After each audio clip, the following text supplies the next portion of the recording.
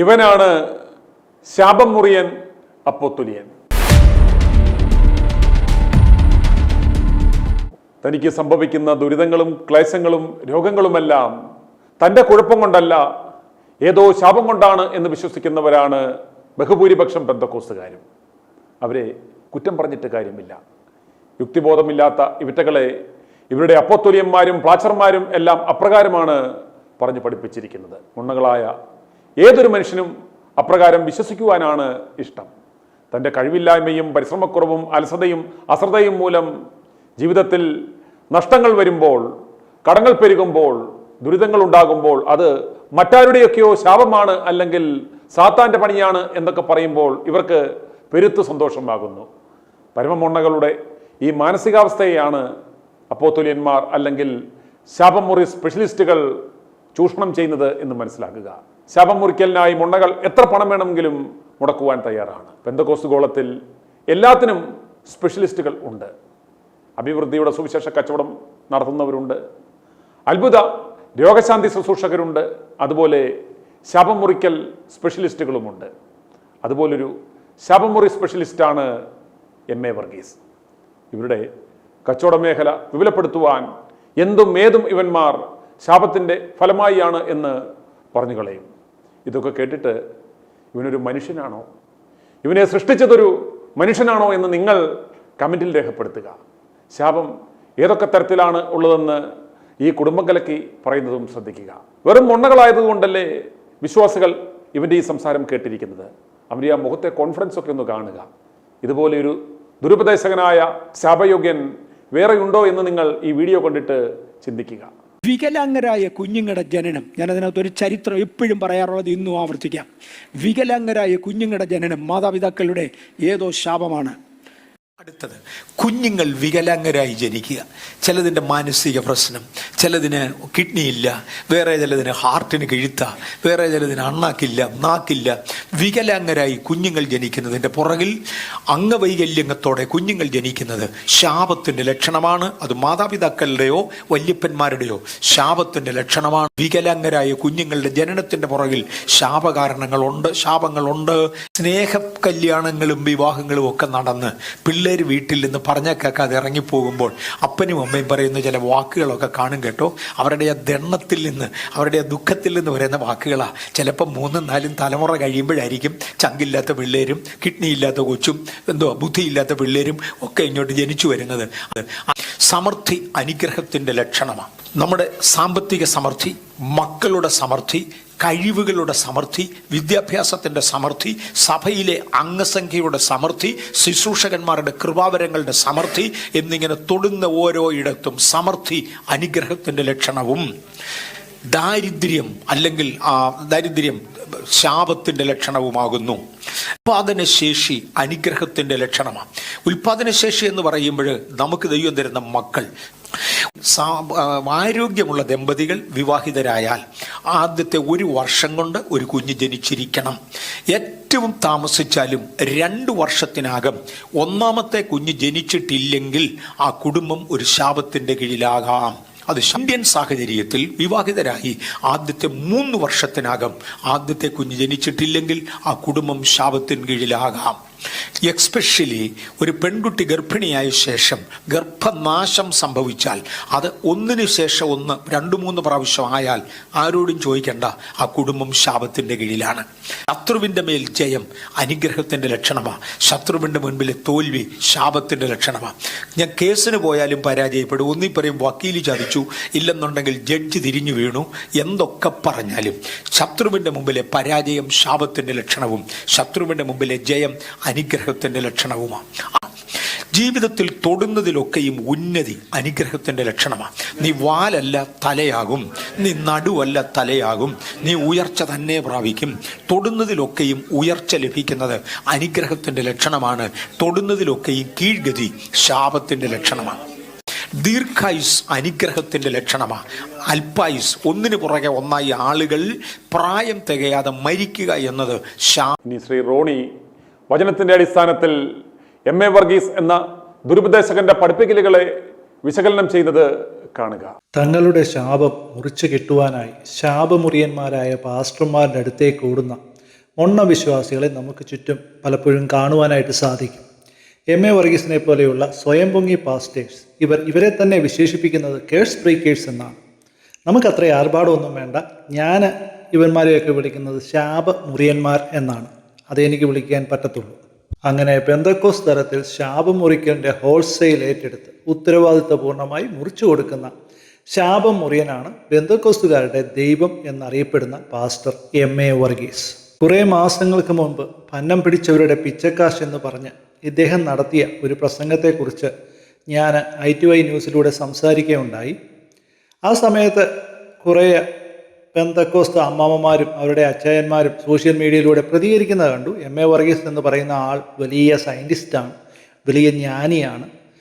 നിങ്ങൾ പറയുന്നത് പോലെ അദ്ദേഹം അങ്ങനെ ആയിരിക്കാം. പക്ഷേ ദൈവത്തിൻ്റെ മുൻപിലും തിരുവചനത്തിൻ്റെ മുൻപിലും എന്ത് സയൻറ്റിസ്റ്റ്, എന്ത് ഡോക്ടർ, എന്ത് പോലീസ്? എനിക്ക് ഈ ദ്രവ്യാഗ്രഹിയായിട്ടുള്ള എം എ വർഗീസ് എന്ന മുതലാളിയോട് പറയാനുള്ളത്, വല്ലപ്പോഴും ആ ബൈബിൾ എടുത്ത് ഒന്ന് വായിച്ച് പഠിക്കണം. എനിക്ക് വലിയൊരു സഭയുണ്ടെന്ന് പറഞ്ഞിട്ട് ഒരു കാര്യവുമില്ല. അതുപോലെ തന്നെ എനിക്ക് പെന്തക്കോസ്തിൽ നിൽക്കുന്ന ആൾക്കാരോട് എനിക്ക് പണ്ട് ചോദിച്ച അതേ ചോദ്യം തന്നെയാണ് ചോദിക്കാനുള്ളത്. എം എ വർഗീസ് എന്ന് പറയുന്ന ഇതുപോലെയുള്ള സെപ്റ്റിക് ടാങ്കുകളെ ചുമന്നുകൊണ്ട് നടക്കാൻ നിങ്ങൾക്ക് നാണമില്ലേ? എം എ വർഗീസ് എന്ന ദ്രവ്യാഗ്രഹിക്ക് തിരുവചനത്തിൽ പറയുന്ന യേശു ക്രിസ്തുവിനെ പറ്റി യാതൊരു അറിവുമില്ല. അങ്ങനെ ഒരു അറിവുണ്ടായിരുന്നുവെങ്കിൽ ഈ ശാപം മുറിക്കാൻ ഈ കള്ളപ്പാസ്റ്റർ നടക്കത്തില്ലായിരുന്നു. മാത്രമല്ല, ഇദ്ദേഹത്തിൻ്റെ കൂട്ട് ശാപം മുറിക്കാൻ കുറേ കള്ളന്മാർ നടക്കുന്നുണ്ട്. ഇങ്ങനെയൊക്കെ ശാപം മുറിക്കാൻ നടക്കുന്ന ഈ കള്ളന്മാരെയൊക്കെ കണ്ടം വഴി ഓടിക്കേണ്ട സമയം എപ്പോഴേ അതിക്രമിച്ചിരിക്കുന്നു. വർഗീസ് മുതലാളിയുടെ പല പ്രസംഗങ്ങളിലൂടെ ഒരു ദയവുമില്ലാതെ ഒരു വലിയ വിവരക്കേട് വിളിച്ചു പറയുന്നതായി ഞാൻ ശ്രദ്ധിച്ചിട്ടുണ്ട്. അതൊരു വിവരക്കേടെന്ന് പറയാൻ പറ്റത്തില്ല. അയാൾ പറയുന്നതിൽ 80% വിവരക്കേടാണ്. അതിൽ എന്നെ ഏറ്റവും വേദനിപ്പിച്ച ഒരു കാര്യമാണ് വികലാംഗരായ കുഞ്ഞുങ്ങൾ ജനിക്കുന്നതിനെപ്പറ്റി ഇദ്ദേഹം നടത്തിയ ഒരു പരാമർശം. വികലാംഗരായ കുഞ്ഞുങ്ങൾ ജനിക്കുന്നത് മാതാപിതാക്കളുടെ ശാപം കൊണ്ടെന്നാണ് എം എ വർഗീസ് ഇവിടെ പറയുന്നത്. ഈ എം എ വർഗീസാണ് പെന്തക്കോസുകാരുടെ പ്രായം ചെന്ന ദൈവങ്ങളിൽ ഒന്ന്. ഇയാളുടെ മുമ്പിലിരുന്ന് ഇത് കേട്ടിട്ട് ഹല്ലേലൂയായും ആമേനും പറയുന്ന പെന്തക്കോസുകാരെ പറ്റി നിങ്ങളൊന്ന് ചിന്തിക്കണം. ഇവർക്കെവിടെയാണ് ഹൃദയമുള്ളത്? അങ്ങനെ ഹൃദയമുണ്ടായിരുന്നുവെങ്കിൽ ഇവരിൽ ആരെങ്കിലും ആ സമയത്ത് എഴുന്നേറ്റ് നിന്ന് ചോദിക്കും, എം എ വർഗീസ് പാസ്റ്ററെ, താൻ എന്ത് വിവരക്കേടാണ് ഈ പറയുന്നത് എന്നുള്ളത്. അത് എങ്ങനെ പറയുകയും ചോദിക്കുകയും ചെയ്യും? ഇത് പറയാനാണെങ്കിൽ അതിനുള്ള വിവരമെങ്കിലും വേണ്ടേ? പാസ്റ്ററോ ബൈബിൾ വായിക്കത്തില്ല, പിന്നെ എങ്ങനെ വിശ്വാസികൾ ബൈബിൾ വായിക്കും? എന്ത് അറിവാണ് ഇവർക്ക് തിരുവചനത്തിലുള്ളത്? ഇതുപോലെയുള്ള മിക്ക ശാപമുറിയ പാസ്റ്റർമാരുടെ പ്രസംഗ വിഷയങ്ങളെന്ന് പറയുന്നത് പഴയ നിയമത്തിലെ കഥകളാണ്. ഈ വിശ്വാസികൾക്കും അറിയാവുന്നത് ഈ പഴയ നിയമ കഥകളാണ്. കഥകൾ എന്ന് പറയുന്നത് ഞാൻ നേരത്തെ ഒരു പ്രാവശ്യം പറഞ്ഞിട്ടുണ്ട്. മോശയുടെ വടി, ശിംശോൻ്റെ മുടി, ദാവീദിൻ്റെ കല്ല്, കവണ കിന്നരം, നോഹയുടെ പെട്ടകം, പിച്ചള സർപ്പം, ഏലിയാവിൻ്റെ പുതപ്പ്, ഗദിയോൻ്റെ മുന്തിരിച്ചക്ക്, സാറാപാത്തിലെ വിധവയുടെ അട, അങ്ങനെ പോകുന്നു ഈ കഥകൾ. ഇതാണ് ഇവരുടെ ബൈബിളിനെ പറ്റിയുള്ള ആകെയുള്ള അറിവുകൾ. കുറേ വർഷം ഈ സഭയിൽ പ്രവർത്തിച്ച ഒരാൾ എന്ന നിലയ്ക്ക് ചില കാര്യങ്ങൾ ഞാൻ കണ്ടത് പറയാം. ഈ പെന്തക്കോസുകാർക്ക് സ്നേഹം, ദയ, കാരുണ്യം അത് മറ്റുള്ളവരോട് തോന്നാറില്ല. പെന്തക്കോസ് തലത്തിൽ അല്ലാത്തവരെ ഒന്നും ഇവർ മനുഷ്യരായിട്ട് പോലും കരുതുന്നുമില്ല. നിങ്ങളൊക്കെ ഏത് ദൈവത്തിനെയാണ് വിളിക്കുന്നതെന്ന് എനിക്ക് ഇതുവരെയും മനസ്സിലായിട്ടുമില്ല. ഇത്രയധികം ഭക്തി അഭിനയിച്ച് കാണിച്ച് നടക്കുന്ന വേറൊരു വിഭാഗം ക്രിസ്തീയ വിഭാഗത്തിലുണ്ട് എന്ന് ഞാൻ വിശ്വസിക്കുന്നില്ല. ഞാൻ ഇത്രയും പറയേണ്ടി വന്നത് വിവരക്കേടിന് കയ്യും കാലും വെച്ച് ആ വിവരക്കേടിൻ്റെ പുറത്തൊരു സഫാരി സൂട്ട് പണിഞ്ഞ് നടക്കുന്ന എം എ വർഗീസ് എന്ന നിങ്ങളുടെ പാസ്റ്റർ ഒരു ഉളുപ്പുമില്ലാതെ വികലാംഗരായ കുട്ടികളെ, അവരുടെ മാതാപിതാക്കളെ അധിക്ഷേപിക്കുന്നത് ആത്മീയ തലത്തിലെ അപ്പോസ്തോലന്മാരെന്ന് സ്വയം പ്രഖ്യാപിച്ച് നടക്കുന്ന നിങ്ങൾ പെന്തക്കോസ്തുകാർ ഇരു കൈയും കൂട്ടി അടിച്ച് ആമീൻ പറഞ്ഞ് സ്വീകരിച്ചത് കൊണ്ടാണ്. എന്തിൻ്റെ അടിസ്ഥാനത്തിലാണ് വികലാംഗരായ കുഞ്ഞുങ്ങൾ ജനിക്കുന്നത്? മാതാപിതാക്കളുടെ ശാപം കൊണ്ടാണെന്ന് ഒരു ഉളുപ്പുമില്ലാതെ ഈ മുതലാളി വിളിച്ചു പറയുന്നത്. എം എ വർഗീസ് എന്ന് പറഞ്ഞ ഇയാൾക്ക് വികലാംഗരായ കുഞ്ഞുങ്ങൾ ജനിക്കാത്തതിൻ്റെ അഹങ്കാരം കൊണ്ടാണോ അതോ വചനത്തിൻ്റെ അറിവില്ലായ്മ കൊണ്ടാണോ? എന്തുകൊണ്ടാണ് എന്നുള്ളത് നിങ്ങൾ ചിന്തിക്കണം.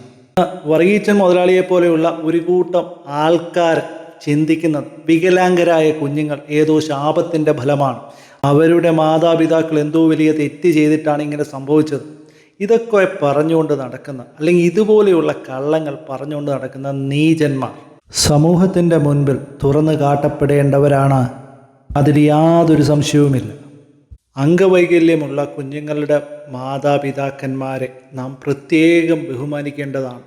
കാരണം അവർ നല്ല എഫർട്ട് എടുത്താണ് ആ കുഞ്ഞുങ്ങളെ വളർത്തുന്നത്.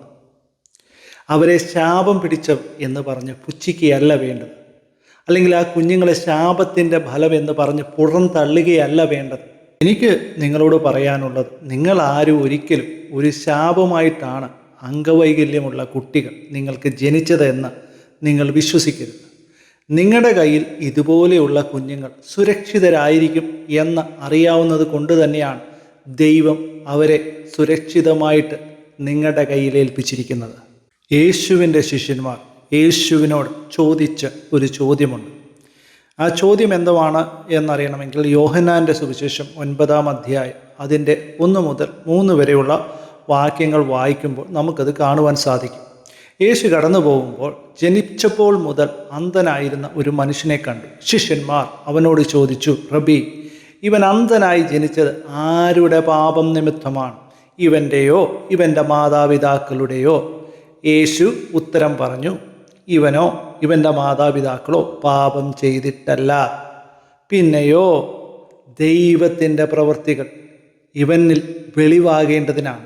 ഇന്ന് നമ്മുടെ മൊണ്ണവിശ്വാസികളുടെ ഇടയിൽ കാണുന്ന പോലെ രോഗങ്ങളെയും വൈകല്യങ്ങളെയും പാപവുമായി ശാപവുമായി ബന്ധപ്പെടുത്തുന്ന ഒരു പൊതുവായ വിശ്വാസം അന്ന് യഹൂദ സമൂഹത്തിലുണ്ടായിരുന്നു. ഇതിനെയാണ് യേശു ഇവിടെ പൊളിച്ചു കളയുന്നത്. ഇവിടെ വളരെ വ്യക്തമായിട്ട് യേശു പറഞ്ഞു കഴിഞ്ഞു, മാതാപിതാക്കളുടെയോ അല്ലെങ്കിൽ ആ വ്യക്തിയുടെയോ പാപം കൊണ്ടല്ല അങ്ങനെ ഒരു വൈകല്യം അവിടെ ഉണ്ടായത്. പിന്നെ എന്തിനാണ് എൻ്റെ വർഗീസ് മുതലാളി ഈ വിവരക്കേട് പറഞ്ഞുകൊണ്ട് നടക്കുന്നത്? ഏതാനും വർഷങ്ങൾക്ക് മുമ്പ് ഒരു സിനിമ ഇറങ്ങിയിരുന്നു. അതിലെ നായകൻ തൻ്റെ പ്രതിനായകനോട് പറയുന്ന ഒരു ഡയലോഗ് ഇത് തന്നെയായിരുന്നു, നീ ചെയ്ത പാപത്തിൻ്റെ ഫലമാണ് നിൻ്റെ മകൻ അംഗവൈകല്യമുള്ളവനായി തീർന്നു എന്നുള്ളത്. പിന്നീട് ആ ഭാഗം സെൻസർ ചെയ്യപ്പെട്ടു. അതിനുശേഷം ഈ സിനിമയുടെ സ്ക്രിപ്റ്റ് റൈറ്റർ ഒരു എക്സ്പ്ലനേഷൻ കൊടുത്തിട്ടുണ്ടായിരുന്നു. അപ്പോൾ ആ എക്സ്പ്ലനേഷനിൽ ഇങ്ങനെയാണ് അയാൾ പറഞ്ഞത്, ബൈബിളിൽ പറയുന്നുണ്ടല്ലോ, അപ്പന്മാർ പുളിച്ച മുന്തിരി തിന്നു മക്കളുടെ പല്ല് പുളിച്ചു പോയി എന്ന്. ഇത് എന്ന് പറയുന്നത് അന്ന് ഇസ്രേലിയർക്കിടയിൽ അന്ന് നിലവിലിരുന്ന ഒരു ചൊല്ലാണ്. യെഹെസ്കേൽ പ്രവാചകന്റെ പുസ്തകം 18-ാം അധ്യായത്തിൻ്റെ 2-ാമത്തെ വാക്യം വായിക്കുമ്പോൾ നമുക്കിത് കാണാം.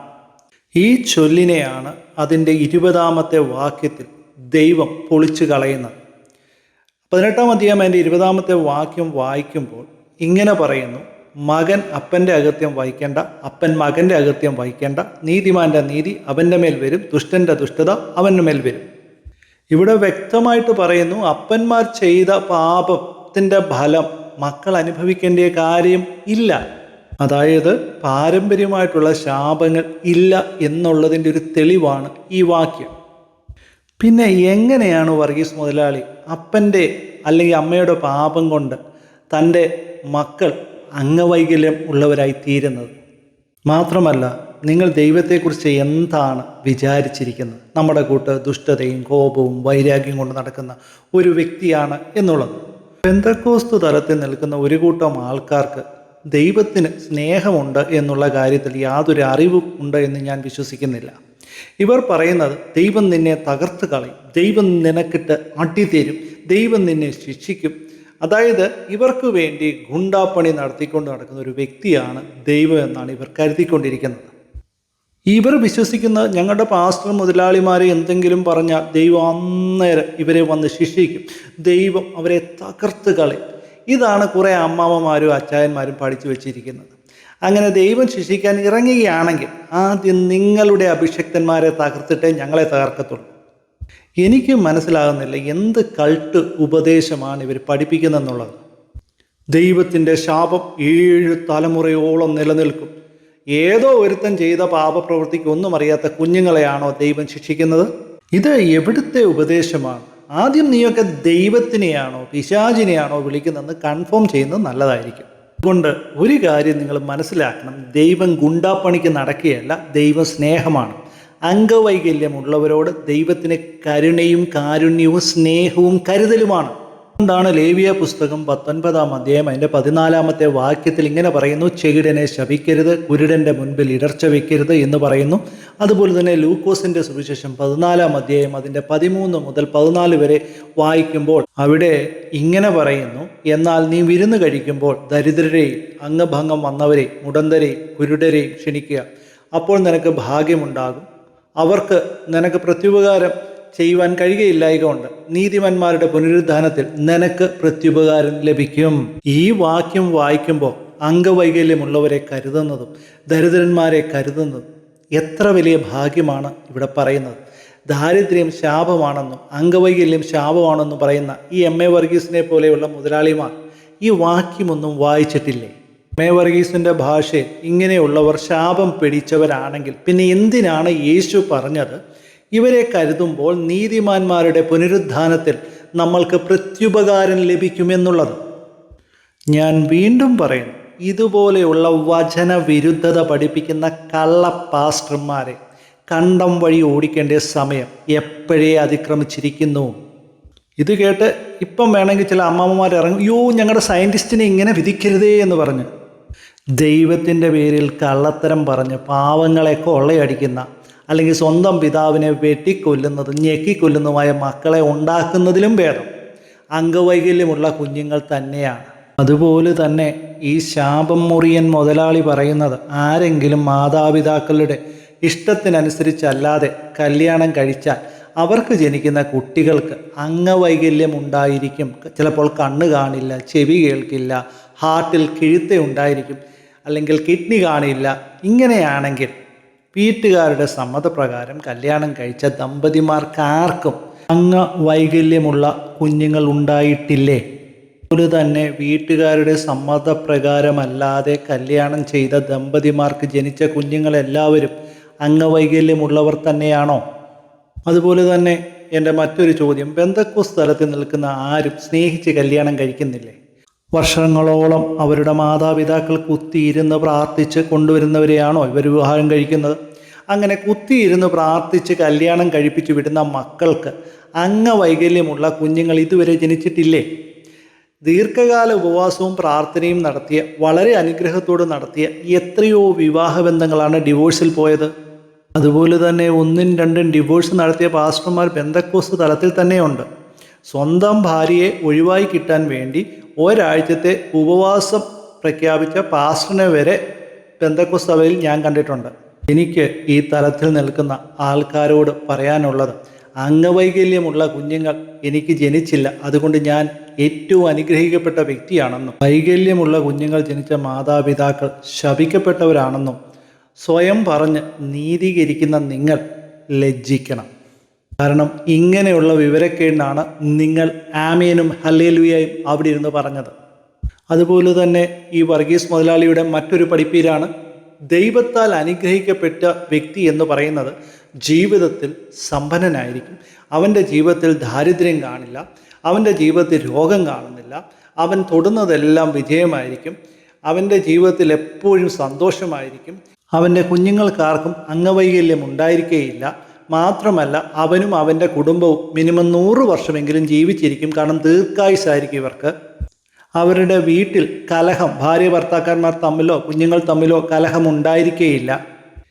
ഈ കാറ്റഗറിയിൽ വരുന്നവരാണ് അനുഗ്രഹിക്കപ്പെട്ടവർ, ദൈവത്താൽ അനുഗ്രഹിക്കപ്പെട്ട. അത് എനിക്ക് തോന്നുന്നു ഈ എം.എ. വർഗീസ് മുതലാളിയും അദ്ദേഹത്തിൻ്റെ കുടുംബവും മാത്രമായിരിക്കും അങ്ങനെ ഒരു വിചിത്രമായിട്ടുള്ള രീതിയിൽ അനുഗ്രഹിക്കപ്പെട്ടവർ.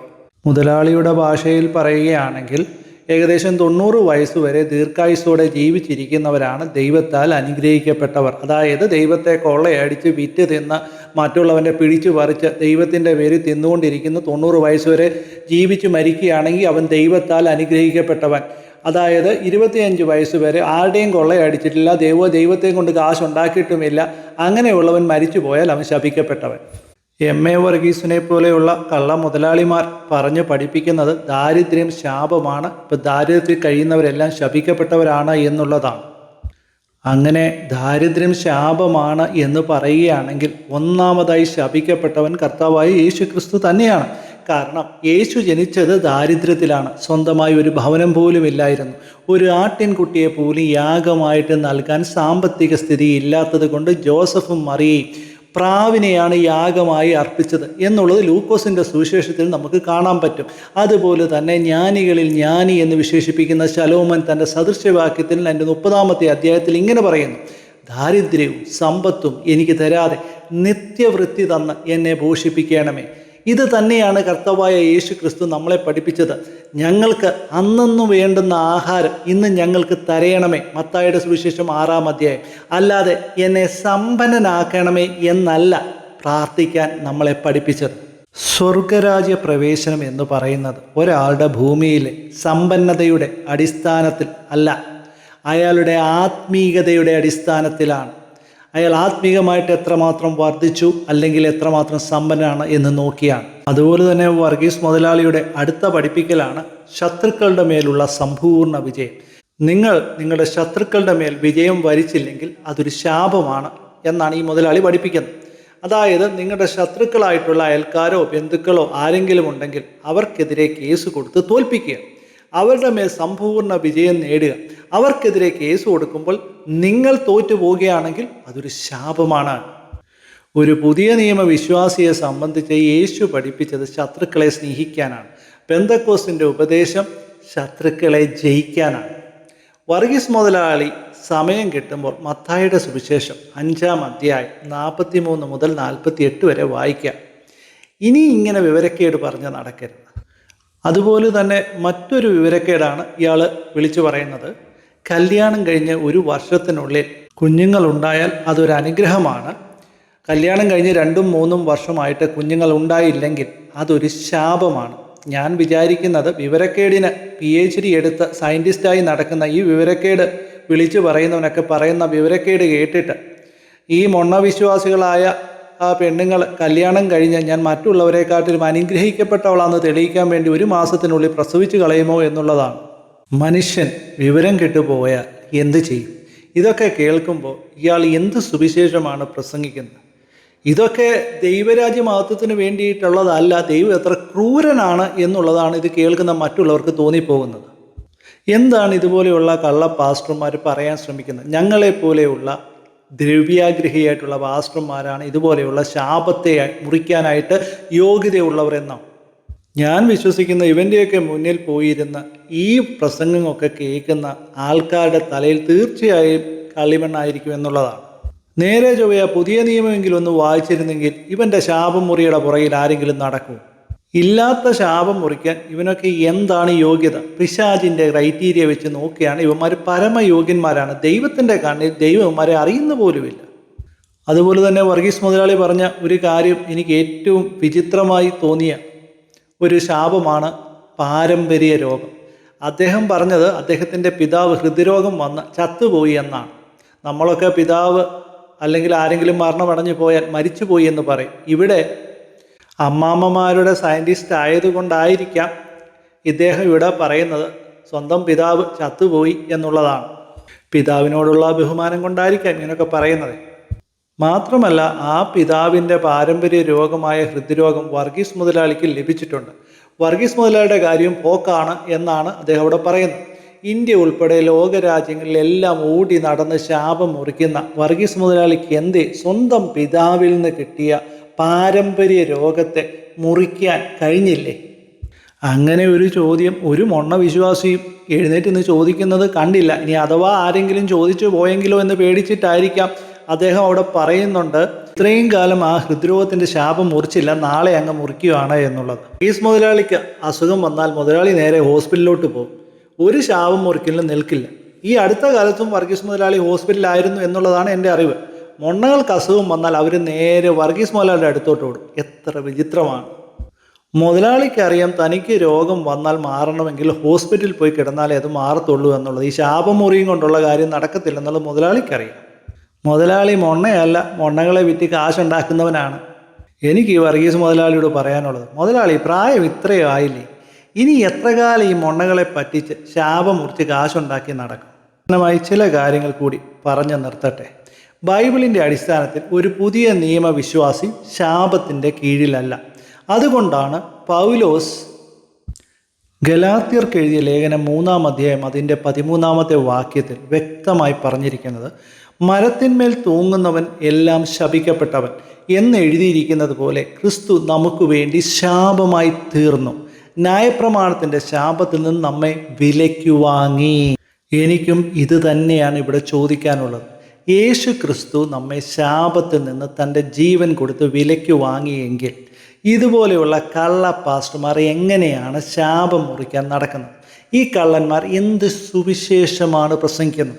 ഏത് ദൈവത്തെയാണ് പ്രസംഗിക്കുന്നത്? വീണ്ടും പൗലോസ് റോമർക്ക് എഴുതിയ ലേഖനത്തിൽ ഇങ്ങനെ പറയുന്നു, റോമർ 8 അതിൻ്റെ 1 മുതൽ 2 വരെയുള്ള വാക്യങ്ങൾ. ആകയാൽ ഇപ്പോൾ ക്രിസ്തയേശുവിലുള്ളവർക്ക് ഒരു ശിക്ഷാവിധിയുമില്ല. എന്തുകൊണ്ടെന്നാൽ ജീവന്റെ ആത്മാവിൻ്റെ നിയമം ക്രിസ്തയേശുവിൽ നിന്നെ പാപത്തിൻ്റെയും മരണത്തിൻ്റെയും നിയമത്തിൽ നിന്ന് സ്വതന്ത്രനാക്കിയിരിക്കുന്നു. നമ്മുടെ ശാപത്തിൻ്റെ വില ഒരുവൻ കൊടുത്തിരിക്കുന്നു.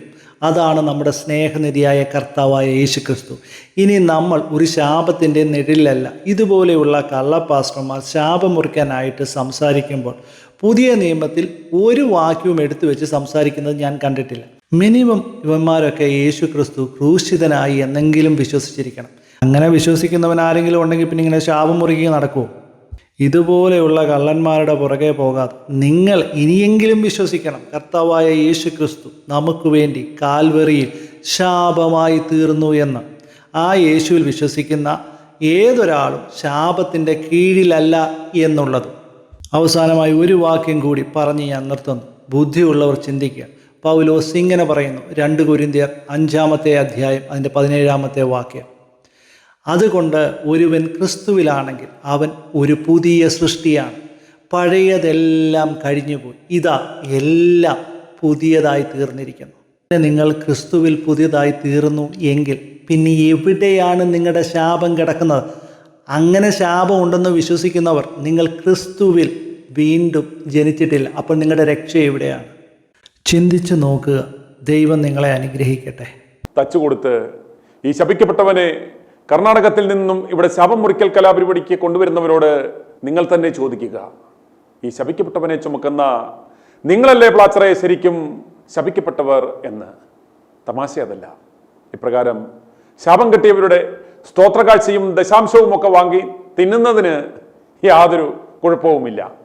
അറിയാൻ മേലാഞ്ഞിട്ട് ചോദിക്കുക, നിന്നെയൊക്കെ ആരുടെ സൃഷ്ടിച്ചത്? i2i News, an eye for truth. i2i News subscribe ചെയ്തിട്ടില്ലാത്തവർ ഇപ്പോൾ തന്നെ സബ്സ്ക്രൈബ് ചെയ്യുക. നോട്ടിഫിക്കേഷൻ ലഭിക്കുവാൻ ബെൽ ബട്ടണും അമർത്തുക.